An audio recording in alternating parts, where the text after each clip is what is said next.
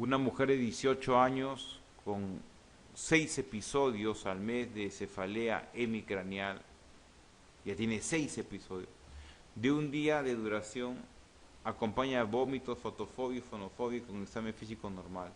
El tratamiento preventivo de lesión es, bueno, acá les han hablado de una migraña típica, una migraña, episodio de 6 cefaleas. Cuando ya alguien tiene dolor de cabeza de más de 2 al mes, amerita un tratamiento profiláctico preventivo. El tratamiento profiláctico preventivo tiene usted la flunaricina, el ácido valproico y el topiramato. El tratamiento preventivo de lesión entre los siguientes es, elijamos, a ver, una pregunta un poco antigua, porque no está en ninguna de las que les he dado, pero ¿qué darían ustedes? Para el preventivo estoy hablando. Darían sumatriptán, no, porque el sumatriptán no es preventivo, es abortivo. Igual que la ergotamina, abortivo. El carbonato de litio se da generalmente en personas bipolares, carbamazepina pues, se da generalmente en epilepsia. La respuesta es propanolol, tratamiento de elección para el preventivo.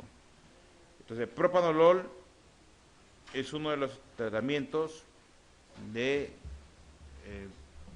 profilácticos 4 meses. Otra característica entre migraña tensional y migraña, cefalea tensional y cefalea por migraña es que la cefalea por migraña tiene náuseas. La cefalea tensional es bien difícil que haga náuseas. ¿Ah? Entonces, cuando alguien tiene náuseas y cefalea, mejor pensar en migraña. Cuando no tiene náuseas, solo cefalea, pensar mejor en tensional. Aquí estamos viendo otros medicamentos profilácticos como la amitriptilina, un efecto adverso de sedación, y lo que utilizamos mucho en neurología cuando nos preguntan los familiares que su familiar tiene mucha cialorrea, podemos dar dosis cortas de amitriptilina, porque seca la boca. Propanolol lo que produce es frialdad en las extremidades, ¿no? Terrores nocturnos, pesadillas. El ácido valproico gana de peso. La metisergida tiene problemas también de fibrosis y pues suspenden el mercado. Fibrosis. Y justo acá habla de eso, creo. De los siguientes medicamentos utilizados para la profilaxis migraña, ¿cuál puede producir fibrosis? En este caso retroperitoneal o valvular cardíaca, cuando se utiliza durante más de 8 meses. Por eso que la metisergida se ha retirado del mercado y ustedes se encuentran en Lima propanolol, amitriptilina, valproato de sodio, ácido valproico, flunaricina, con estos dos últimos que se están utilizando más frecuentemente, y el topiramato. La respuesta es metisergida. Es una pregunta que sabes o no sabes. ¿Quién produce fibrosis? Y el ácido valproico produce temor y alopecia. En cambio, la metisergida, fibrosis. Muy bien. ¿Cuál de estos medicamentos se utiliza para muchas veces con éxito en la profilaxis de migraña? Bueno, esta es una pregunta por descarte. Respóndanlo ustedes por descarte. A ver, ¿cuál no es un tratamiento profiláctico? El dipiridamol, descartado, ¿no? Antiagregante, se utiliza generalmente en EBC isquémico, aterotrombótico, generalmente vértebro-basilar. Las tiazidas son diuréticos, no tienen nada que ver en profilaxis migraña. Clorfibratos no. Vitamina E, generalmente si quieren ustedes tener profilaxis con vitamina para migraña, es la vitamina B y más específicamente la niacina, que se podría ver, o la riboflavina, los dos que podrían tener ustedes algo de ventaja frente a alguien que no toma medicamentos vitamínicos. Y la respuesta acá es la amitriptilina. La amitriptilina es el tratamiento de elección generalmente en pacientes menores de 60 años porque produce sequedad de boca, alteraciones colinérgicas, pero no es un mal medicamento. Antes se utilizaba mucho el propanolol y la amitriptilina, actualmente se utiliza menos. Más se utiliza flunaricina, ácido valproico y topiramato.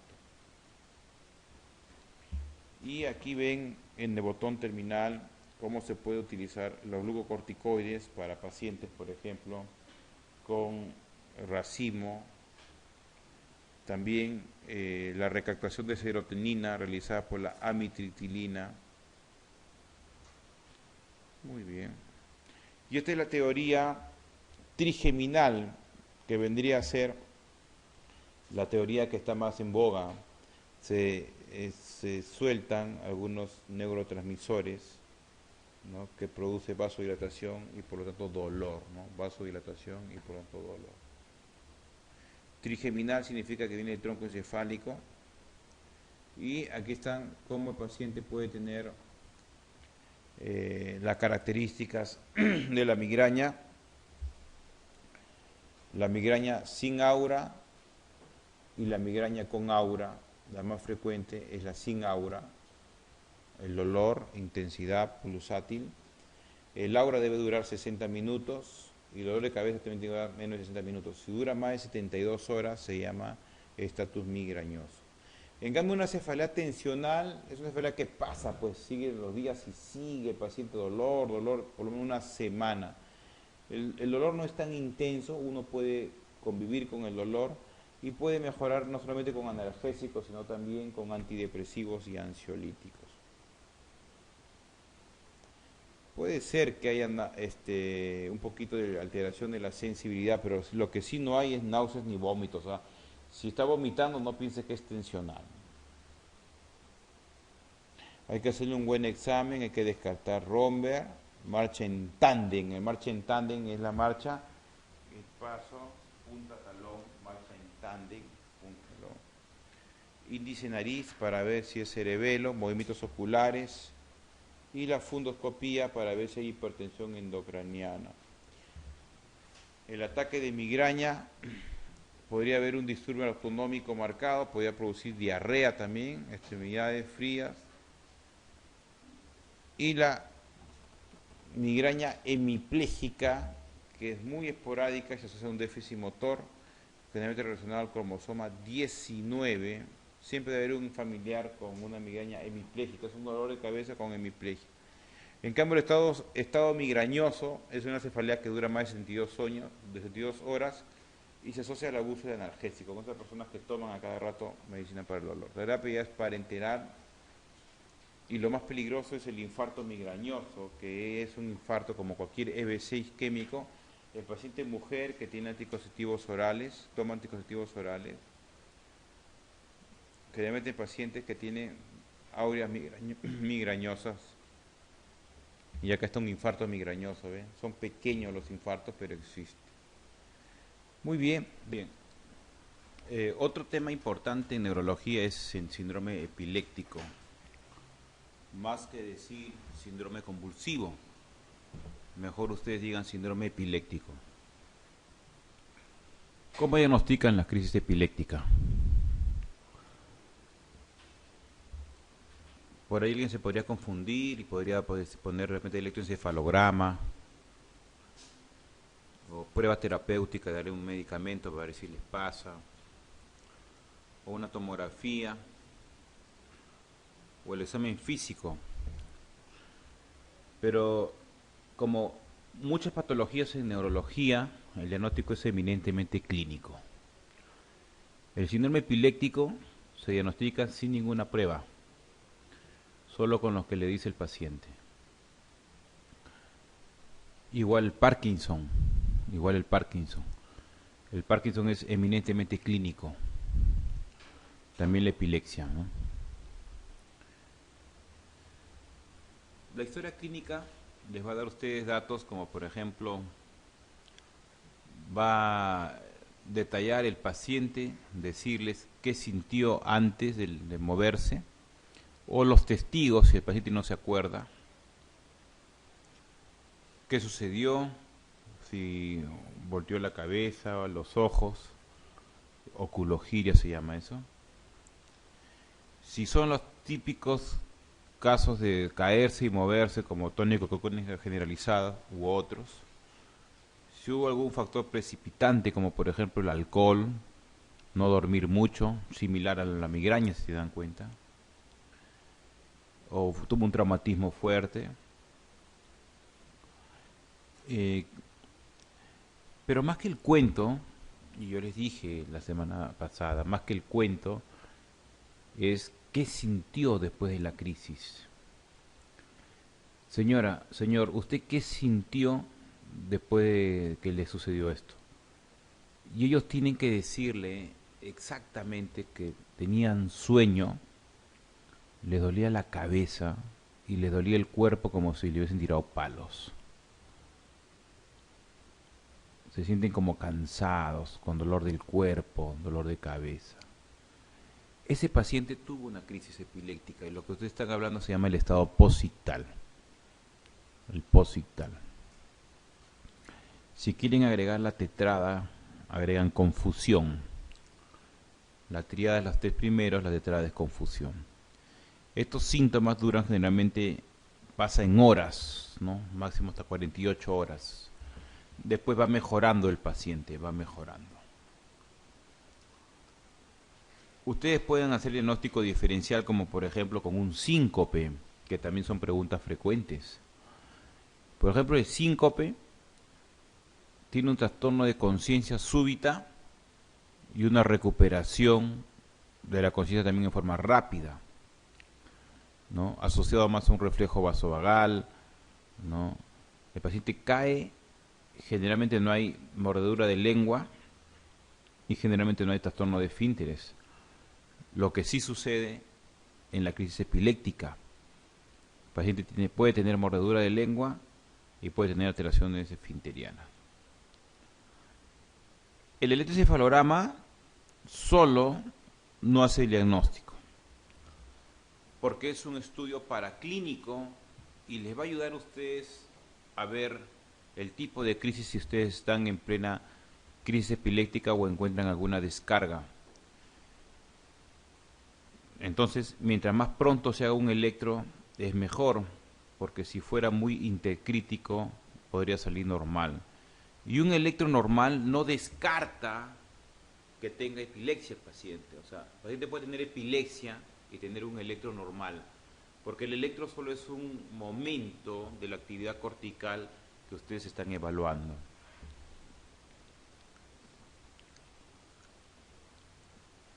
En un mismo paciente puede haber crisis epiléptica y puede haber pseudocrisis. Se dice que hasta un 40% puede tener pseudocrisis.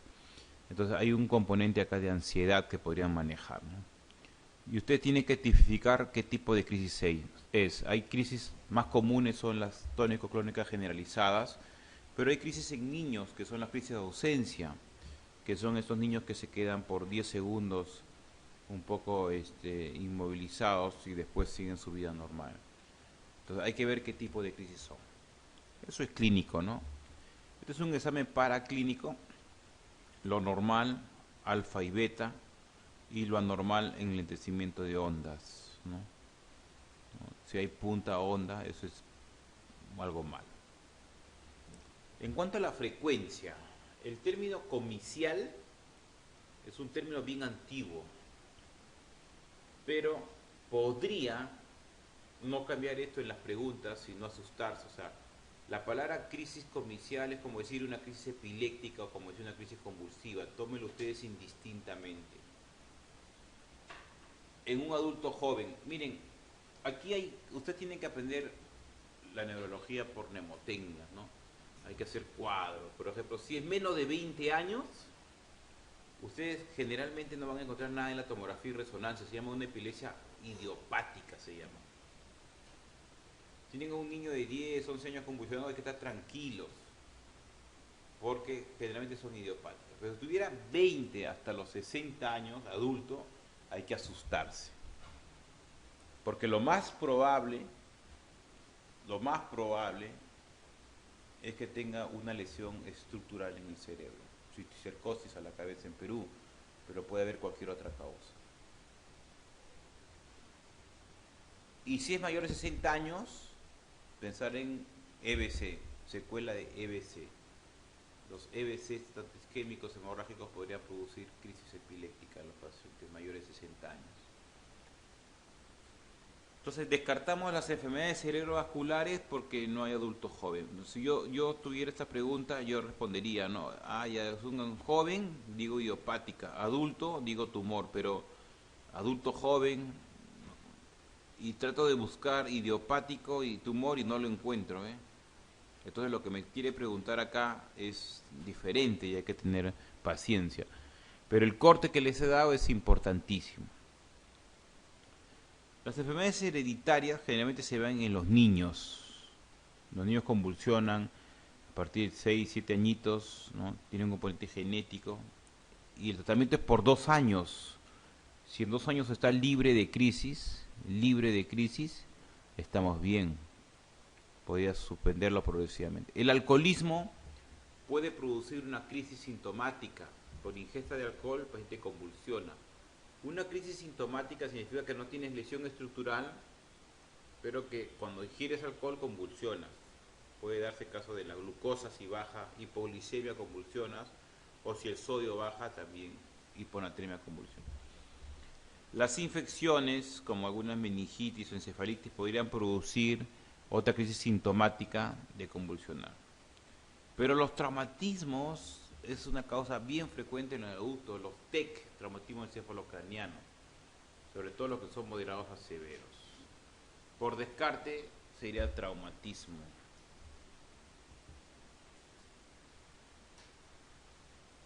Estas son algunas causas. Un niño que convulsiona aparentemente normal, pero pasan 3 años y hay una lesión cortical. Esto se llama una encefalitis de Rasmussen. Miren, el primer día o el primer mes, miren cómo sale normal la tomografía. Y ustedes dicen, bueno, es un niño que va, no hay ningún problema, dicen. Pero después de 3 años hacen un control y tiene una encefalitis de Rasmussen. Entonces, en el tiempo puede cambiar el diagnóstico. Acá sería una epilepsia idiopática, acá ya no, epilepsia secundaria. Por eso que siempre es bueno hacer tomografías de control para ver si hay algo más. Ese es el control estructural. En resonancias, para hablar de crisis, ustedes tienen que fijarse en el lóbulo temporal. O sea, el lóbulo temporal, altamente epileptógeno, hace algunas lesiones. Por ejemplo, estamos viendo la encefalitis por herpes, que es, la característica es que produce convulsiones y cuando estás en una resonancia es generalmente unilateral, ¿miren? Focalizado, lóbulo temporal. O otras lesiones a nivel del lóbulo temporal que está dañando, otra encefalitis por herpes. O una enfermedad que se llaman epilepsias refractarias. El paciente convulsiona, a pesar del tratamiento sigue convulsionando. Le hacen una resonancia y ustedes le encuentran esta lesión. Esto es lo que nosotros llamamos la epilepsia temporal mesial. Esta epilepsia es un engrosamiento en el lóbulo temporal que hace un círculo vicioso de convulsionar, inflamar la zona, por estar inflamado convulsiona, inflamar la zona y el círculo vicioso continúa y se hace una epilepsia refractaria. El tratamiento de la epilepsia temporal mesial es con resonancia y se ve una lesión en el lado temporal, una esclerosis, ¿no? Otras causas pueden ser los tumores cerebrales, el tumor cerebral por edema digitiforme. Cada vez que ustedes tengan un tumor, ustedes tienen que ver el edema en forma de dedos, así, digitiforme. Y ustedes le dan dexametasona, porque D de digitiforme, D de dexametasona. Y le bajan el edema y mejora la crisis epiléptica.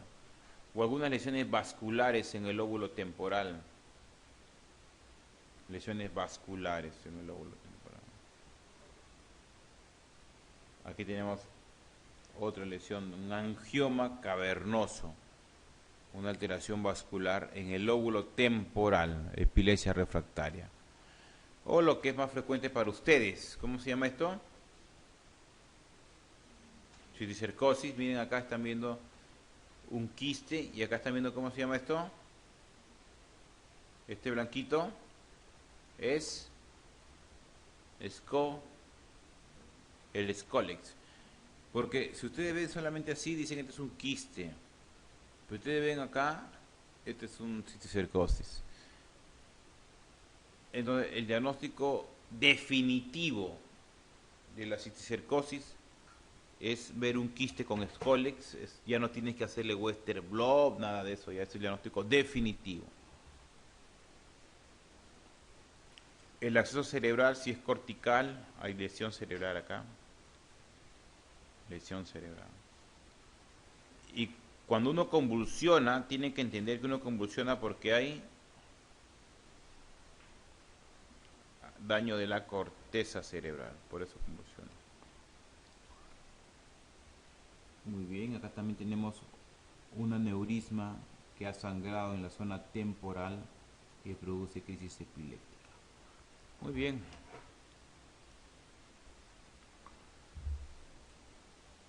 Las convulsiones secundarias a traumatismo, o sea, uno puede convulsionar, tiene un TEC y convulsiona.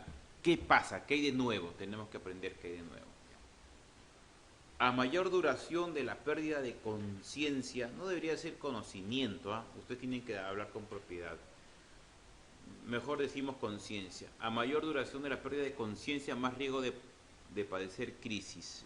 Realmente no, porque hay personas que no tienen pérdida de conciencia y pueden convulsionar, no hay ninguna relación. La aparición de crisis en las primeras 24 horas es un signo de mal pronóstico. Falso. La aparición de crisis después de una semana es un signo de mal pronóstico, porque nos dicen que es una epilepsia tardía. Pero una crisis en las primeras 24 horas nos está diciendo que el cerebro está respondiendo a la injuria, se llama una crisis sintomática o una crisis temprana. La penetración de la duramadre se asocia a mayor incidencia de crisis, verdadero. Porque si ustedes lesionan las meninges, van a tener una lesión cortical y ustedes convulsionan por lesión de la corteza.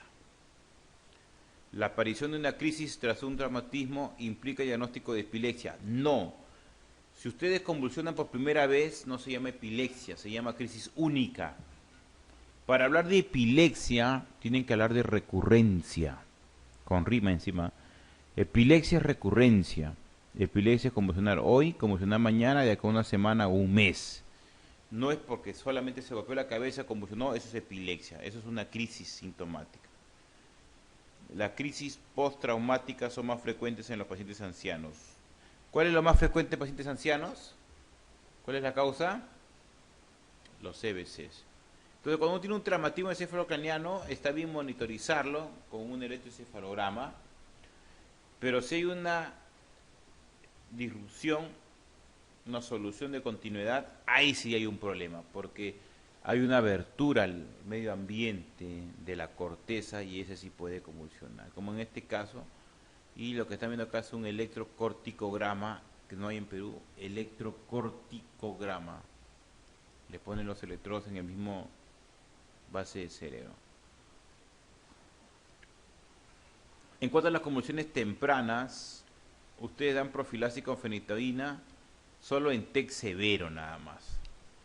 ¿Qué es un TEC severo? Cuando el Glasgow es menor de 8. Si ustedes dan fenitoína, ustedes pueden disminuir el riesgo de convulsiones postraumáticas tempranas. Realmente cuando uno convulsiona la primera semana, es bien raro que el paciente siga convulsionando en los años. En cambio las tardías, sí, pues, las tardías, ahí sí queda. Entonces, la fenitoína no sea tan efectiva para disminuir el riesgo de convulsiones en estas convulsiones tardías. El paciente tendría que tomar de por vida, no va a prevenir, o sea, no tienes que suspenderlo.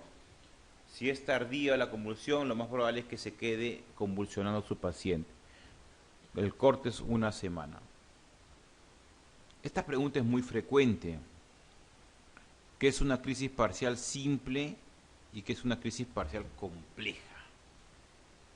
Simple y compleja. Eso también tiene que ustedes entender. Una crisis simple y una crisis compleja.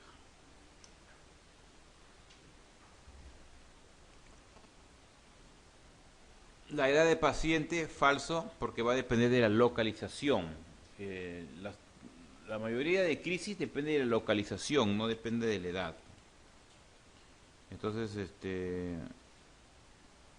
yo quisiera que ustedes no se pierdan en la variedad de síntomas de síndromes epilépticos, pero si usted tiene un citicercosis que esté en el homúnculo motor, va a tener crisis motoras, va a convulsionar, pero si tiene citicercosis en el lóbulo occipital, va a tener crisis de alucinaciones visuales. O sea, va a depender de dónde está la localización para tener crisis. No depende de la edad.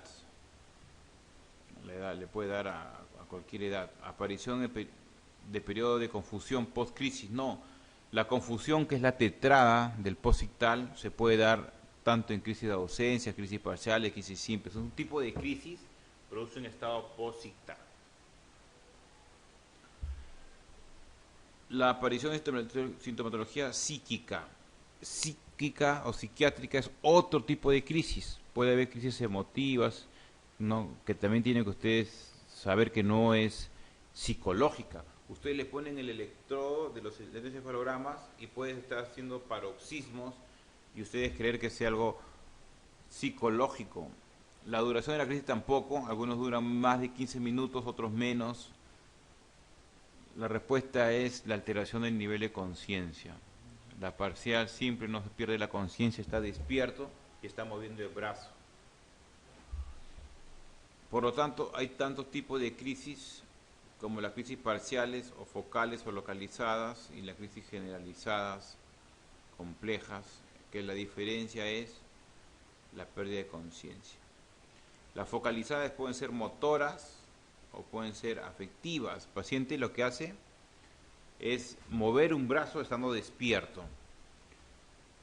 En cambio, una compleja, que si hay disminución de la conciencia, trae problemas tanto como un paciente psiquiátrico, aparentemente psiquiátrico, compleja, hace automatismos, movimientos involuntarios. Y tenemos dos tipos de crisis más común, es la generalizada con pérdida de conciencia y las focales sin pérdida de conciencia. Traducido en el electroencefalograma como espigas, como puntas, polipuntas, en todo el trazado o solamente en una zona localizada.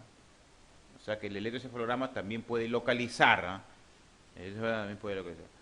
Y tener lo que llamamos la convulsión, que es moverse, y la no convulsiva, que aquí están las crisis complejas. Porque ustedes normalmente ven un paciente que se cae al piso, se muerde la lengua, se golpea, se mueve los brazos y piernas y es convulsionado. Pero si vieran un paciente que se agarra la boca del estómago, hace movimiento de su boca de forma oromandibular, y ustedes dirían, ese paciente está psiquiátrico, dirían ustedes, lo cual no es así, porque convulsionar es moverse y no convulsionar es hacer otro tipo de movimiento. Para hablar de estado epiléptico o estatus epiléptico, ustedes tienen que saber cuánto dura una crisis.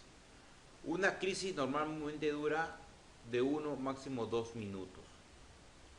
Cuando pasa media hora se llama estado epiléptico. 30 minutos. Vamos a ver qué les pregunta. ¿Constituye una urgencia médica? Sí, porque yo siempre digo a mis pacientes, no se asuste que la crisis epiléptica no mata, es cierto, pero si tiene estado epiléptico, ahí es un problemita, puede ser mortal y puede traer problemas. Es una urgencia médica. Puede deberse a un cambio en la medicación antiepiléptica. Bueno, es cierto, pues, ¿no? Uno está tomando su ácido valproico y dice, bueno, hay que suspenderlo, señora, porque está produciendo temblor de manos o alopecia, mejor le damos fenitoína. El error es que usted suspenda de golpe. Nunca se suspende de golpe. Y el paciente puede tener un estado epiléptico peligrosísimo. Por eso que siempre se baja la medicación del que van a dejar, pero ustedes ya ingresan la medicación nueva, ya lo colocan a dosis plenas. ¿Ok? Siempre se acompaña de pérdida de conciencia. La palabra siempre no existe. Y la pérdida de conciencia se ve generalmente generalizada, pero si fuera un estado epiléptico parcial, por ejemplo, no hay pérdida de conciencia, pero está despierto y sigue convulsionando. Yo recuerdo mucho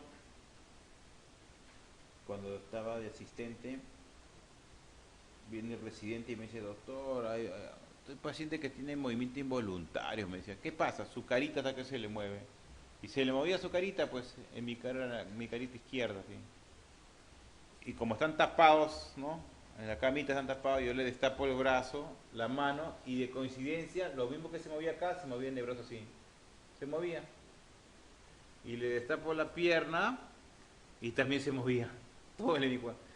Y eso no es un movimiento involuntario, eso es un estado epiléptico. El paciente estaba despierto. Es un estado epiléptico con preservación del estado de conciencia. Es un motor, un estado epiléptico simple, motor. Puede producir deterioro orgánico, ahí es carbamazepina, ¿no? Carbamazepina cuando es localizado. Puede producir deterioro orgánico, de hecho, o sea, en el estado epiléptico pasa la hora de tratamiento y hay un daño renal, neurológico. En casos no controlables puede recurrirse al coma barbitúrico, sí, no solamente es fenitoína, no es fenobarbital, ya pueden llegar a coma. La respuesta es siempre se acompaña falso, porque el paciente puede estar despierto, el paciente puede estar despierto.